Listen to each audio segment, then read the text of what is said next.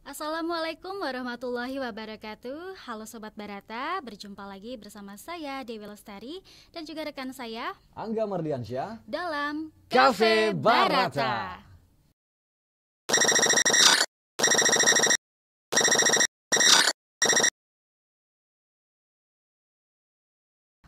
Ya, Sobat Barata, baik kita sadari ataupun tidak, ternyata mitos itu sudah kita kenal sejak kecil ya Dewi ya. Betul. Dan apalagi kalau misalnya kita kaitkan dengan Indonesia ini yang kaya akan tradisi. Aha. Nah, bisa jadi untuk tradisi ini karena sudah saking melekat erat ya, dikait-kaitkan dengan yang namanya mitos tadi. Iya. Dan mitos ini tidak selamanya itu ke arah yang berbau negatif ya. Bahkan banyak juga mitos itu yang menuntun kita ke arah yang baik-baik juga. Setuju.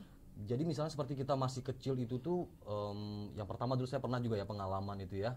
Pengalaman saya dulu waktu kecil itu saya dikerjain sebenarnya. Tapi dampaknya kalau sekarang itu justru malah memberikan saya itu sikap yang was-was juga. Jadi karena sesuatu yang dulunya itu saya percaya itu tuh ini cuma mitos gitu ya.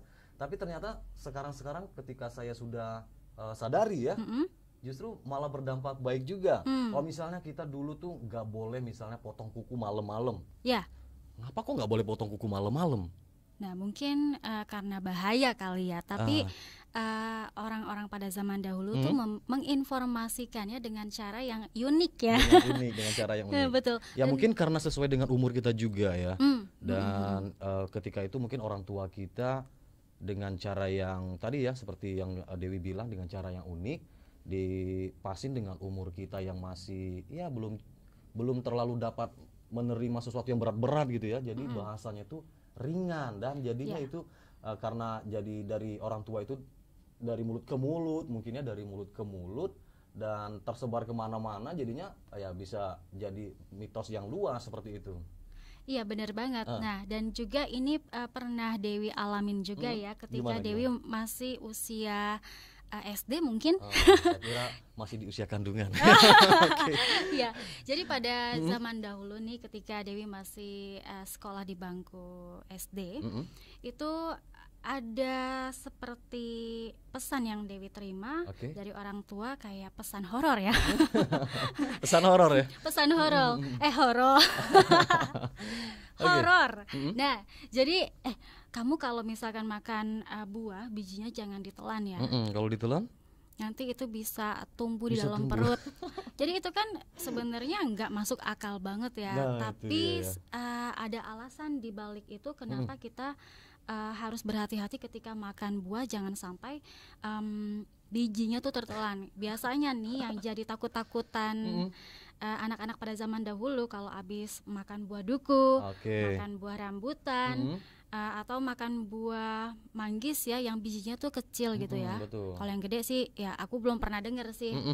Apakah ada kejadian apa enggak, cuma belum pernah dengar. Tapi kalau yang untuk yang biji-bijian yang kecil-kecil itu kalau ketelan tuh kita yang anak-anak ngerasa langsung panik. Wah, panik ya. Apakah nanti malam ya? Malam akan berubah, bertransformasi jadi ya, tunasnya dalam perut itu ya. Tapi kan akhirnya kalau misalnya kita sadari sekarang gitu ya, dampaknya itu justru tadi ya seperti yang di awal tadi saya sudah katakan juga ya. Berdampaknya itu kita jadi was-was gitu ya. Wah, kalau misalnya kita lagi makan kedongdong apalagi gitu. Kalau was-was kan nggak lucu ya. Was-was atau mungkin ini kali ya. Lebih berhati-hati lebih tepatnya. Dan juga yang dikhawatirkan sih sebenarnya bukan ketelan bijinya sih, tapi tersedaknya itu. Karena dan juga nanti kalau misalnya biji kedongdong kan lumayan gede juga tuh dia. Iya, bukan masalah serem itu juga ya. Aku belum pernah dengar tuh. Iya, bukan masalah tumbuh dalam perutnya ya, tapi nanti malah ya kena usus kita kan kasihan juga ya. Iya benar. Mungkin orang tua pada zaman dahulu menginformasikan kepada anak-anaknya melalui cara-cara yang unik ya. Kalau misalkan terlalu saintis, anak-anaknya juga belum kuat beberapa mungkin sudah bisa menerima itu, tapi beberapa yang lainnya kan nggak mungkin juga langsung bisa mendapatkan informasi yang utuh gitu. Apa maksud dari perkataan orang tuanya kalau terlalu saintis. Makanya dari itu sesimpel itulah orang tua kita zaman dahulu, jangan makan buah sama biji-bijinya. Tapi sebenarnya yang Dewi baca nih, kenapa nggak boleh? Karena kalau untuk ilmu kedokterannya itu takutnya kena usus buntu, penyumbatan, penyambutan, penyumbatan ya, jangan penyumbatan. Oke, penyumbatan ya. Penyambutan mau upacara Pak. Penyambutan. Kalau itu tadi kan yang berkaitan dengan makanan ya. Makanan maksudnya itu tadi buah-buahan yang bijinya juga jangan kita telan. Nah, kalau misalnya mungkin Sobat Barata juga ini ya pernah mengalami juga nih dibilang sama orang tua. Kalau makan nasi itu jangan disisain. Wah, benar. Tapi langsung dihabisin, nanti kalau enggak nasinya nangis. Oh iya. Jadi pernah nggak kayak gitu? Pernah. Kalau sampai sekarang saya masih terngiang-ngiang tuh perkataan orang tua saya seperti itu. Kebanyakan sih ya pada aku masih kecil itu, anak-anak seusia aku tuh, mereka sedih banget kalau misalkan dibilang kamu nggak makan ya. Ada gitu, kenapa gitu kan, udah disediain makanan tapi nggak dimakan, ataupun kalau misalkan makanannya udah terhidang tapi malah disisain. Betul. Dan keluar deh tuh statement itu, nanti nasinya nangis gitu.